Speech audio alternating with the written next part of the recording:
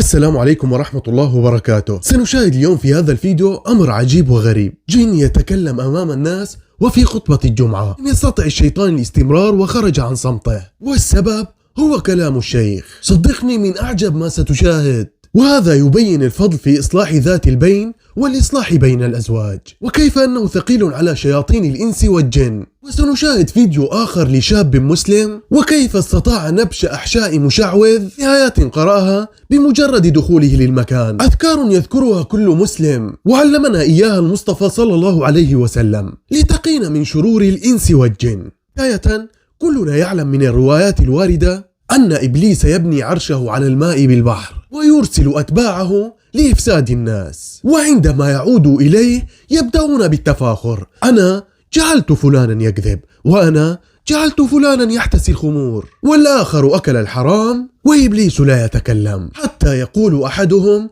أنا أفسدت بين فلان وزوجته، فيقربه إبليس منه ويقول: أنت. أكثر ما يعجب إبليس اللعين وشياطين الإنس والجن التخريب بين الزوجين، وهذا يبرر نشر الشذوذ وانتكاس الفطرة لضرب مفهوم العائلة وتدمير البشرية جمعاء. لكن ما سنشاهده في هذا الفيديو هو شيطان خرج عن صمته، كيف أنه لم يتحمل كلام الشيخ الذي يدعو للإصلاح بين الأزواج. فلنشاهد هذا الفيديو. ولذلك من هنا بنلفت الأنظار إنك ما تحكيش مشاكلك لأي حد، لابد أن تقص الأمر على ذي الكفاءة والخبرة والثقة، على ذي الكفاءة والخبرة والثقة. يبقى الحكاوي أو الأمور ما تحكاش لأي حد. ليه؟ لأن أنت ممكن تحكي لواحد صديق مثلا وفي قلبه مرض فيفسد حياتك الزوجية ويطلق زوجك منك،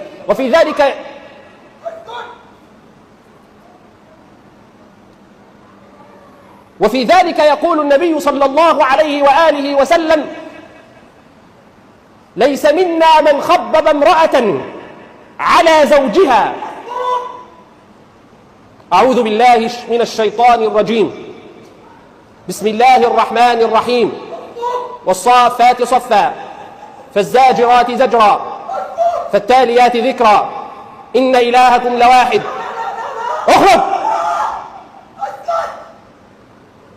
رب السماوات والأرض وما بينهما ورب المشارق إن زينا السماء الدنيا بزينة الكواكب وحفظا من كل شيطان مارد لا يسمعون إلى الملأ الأعلى ويقذفون من كل جانب دحورا ولهم عذاب واصب. صلى على رسول الله. كل يقعد. وفي ذلك يقول النبي صلى الله عليه وآله وسلم: ليس منا من خبب امرأة على زوجها أو عبدا على سيده. لكن فعلا ما أعجبني رباطة جأش هذا الشيخ، وكيف استطاع إلجامه بآيات نزلت عليه كالصاعقة. وهذا يبرر ويؤكد كلام نبينا الكريم صلى الله عليه وسلم عندما حضنا على الأذكار، وكيف أنها تؤثر على الشياطين وتحمينا منهم، لا بل تدمرهم تماما. كما سنشاهد في هذا الفيديو أيضا لما حصل مع مشعوذ، كان يغرز السكين في بطنه ويسحر أعين الناس، وما إن ذكر هذا الشاب المسلم هذا الذكر حتى اخترقت السكين أمعاءه وأسعف للمشفى على الفور. لكن الأغرب ما الذي حدث عندما أراد الانتقام من هذا الشاب وإرسال الشياطين لإيذاء هذا الشاب المسلم. فلنشاهد هذا الفيديو. يقول: كنت مرة أمثل في ضرب بدني بالخناجر، فكان الخنجر فيما يرى الناس يدخل بطني ويخرج من ظهري. نعم. قال: فدخل شاب أعرفه، فلما رآني قال: الله لا إله إلا هو الحي القيوم. قال: فدخلت السكاكين في بطني ومزقت أمعائي، سبحان الله، وسقطت أمام الناس وأخذت إلى المستشفى وبقيت فيه 3 أشهر. يقول: فلما جاء الشياطين قلت لهم: ما لكم؟ ماذا أصابكم؟ قالوا: لما دخل هذا الرجل قرأ الآية يقول: طرنا وخرجنا من المكان الذي كنا فيه. الله، فالله خير حافظ. أي نعم. قال: فقلت لهم: لا أرضى عنكم ولا أعود إلى ما كنت عليه حتى تقطعوه لي. قالوا: أبشر، نحن سنفعل به ونفعل.